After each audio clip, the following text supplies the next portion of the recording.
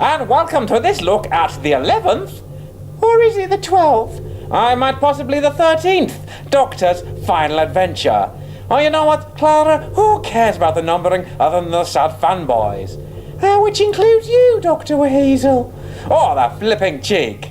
Now then, from across the stars, like a fleet of expensive Christmas baubles they came, in their shiny CGI ships, to attack Christmas itself. This doesn't mean that... That's right, Clara. This was the war on Christmas. Fox News must have been delighted to see all their reporting finally vindicated. As science fiction? Oh, yeah, anyway, so what do we like about this Twilight tale then, Clara? Well, the high spot just had to be Matt, as has often been the case throughout his tenure. You're right, he's been an outstanding Doctor, and this final outing for him was another chance for him to shine as an actor. Plus, I've really enjoyed his impression of William Hartnell as he got older. I don't think that was intentional, Doctor. Oh, well. Anyway, I liked Handel's, the Cyberman head. And you know, given how many centuries he lived with the Doctor in Christmas Town, he's now become the longest-serving companion ever. Perhaps we'll see him taking over the Sarah Jane adventures. Or perhaps not. I did like the Church Army taking centre stage for much of this adventure. They've been a nice concept, popping up here and there, and to see them fleshed out as guardians of universal peace was a real treat. Didn't that used to be the Shadow Proclamation's job? Yeah, no, but I think that was back in the Russell T Davies days. And given that we saw the Shadow Proclamation, you know, they turned out to be one skinny chick and about 6 rhino men. Jadoon! Ah, bless you. No, for me, the smart money's on Pope Tashalem and the Church of the Silence being the most effective of universal guardians now, in their great big Borg hive-ship church cube. For me, Doctor, I felt there was just a bit too much explanation from Her Holiness Exposition Lass. Oh, too right, Clara. Oh, yes, the Explodey TARDIS, the Silence, all those series-long mysteries. Well, here's what's going on, and it's just going to take me 5 minutes to explain it. I think it's a shame that Moffat didn't work these revelations into the normal series as a payoff for the viewers. Oh my, yes. Say what you like about Russell T Davies' two-parters, but at least he knew how to wrap up a storyline succinctly.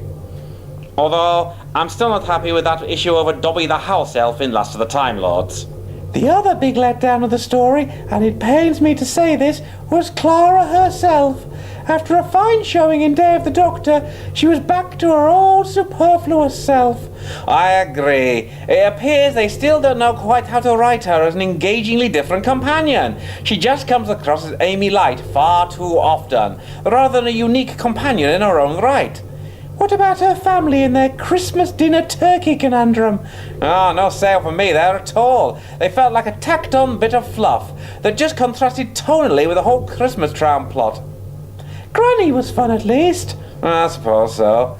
But I wasn't sure who the other woman was supposed to be. Isn't Clara's mother dead? You know, I think they mentioned that in the Rings of Akaten. But, as I fell asleep in the middle of that story, I can't tell you that for sure. That giant space pumpkin still haunts my dreams. Let's just say they weren't really necessary, or that well fleshed out.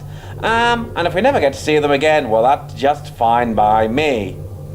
So, Doctor, what about the central plot? A centuries-long standoff against the Doctor's greatest foes. Oh yes, the Doctor, knowing he's on his last body, decides to finally stop the running and defend a glowing structural defect and a Christmas card town. I thought it was quite moving that he would spend hundreds of years standing still, and Matt's aged Doctor was actually very convincing. Yeah, less convincing was Clara's numpty Deus Ex Machina solution of, oh, let's just call him a Doctor, and while you're at it, better send him an explosive regeneration reboot.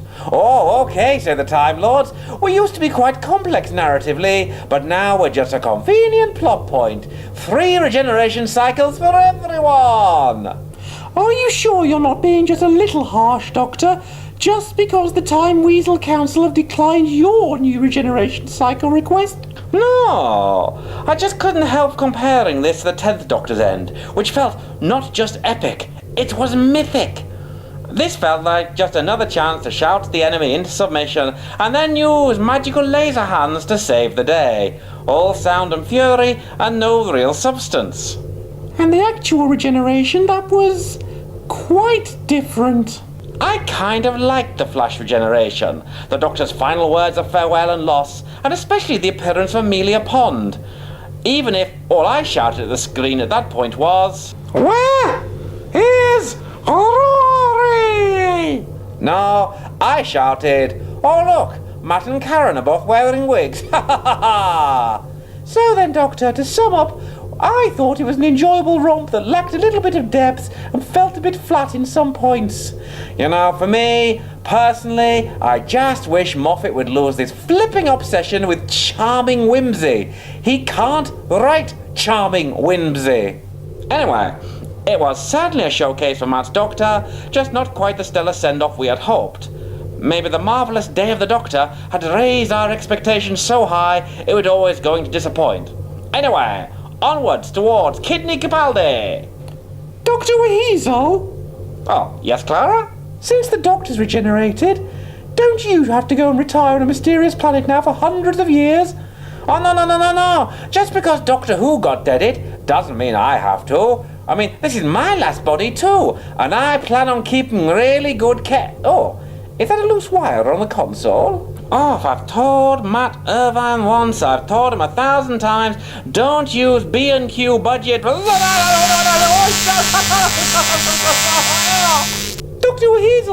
WHeasel! Oh no, he's dead!